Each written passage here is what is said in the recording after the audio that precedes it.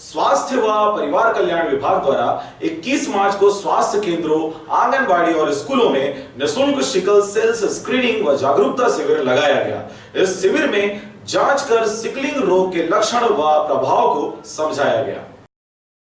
जो बच्चे लोग हैं सिकल से छोटे छोटे बच्चे लोग हैं उसमें खून की कमी होने के कारण जो आरबीसी बनता है ना, वो आरबीसी ना बनकर छोटा छोटा हंसिया के रूप में बन जाता है, जिसके कारण ब्लड का सप्लाई अच्छे से नहीं हो पाता है। यह सिकल सेल टेस्ट 3 साल से 18 साल बच्चों का किया जा रहा है और गर्भवती महिलाओं का भी एवं उसके पति का भी कर रहे हैं। लक्षण है जैसे कि बच्चों में सिकल सेल एनीमिया होता है ना, तो जो बच्चे रहते हैं वो पतला दिखाई देते हैं। और ये सिकल सेल एनीमिया 2 प्रकार के होते हैं। एक तो होता है जो बच्चे में सिकल सेल एनीमिया होता है उसमें बच्चा पतला होता है और दूसरा में मोटापा होता है।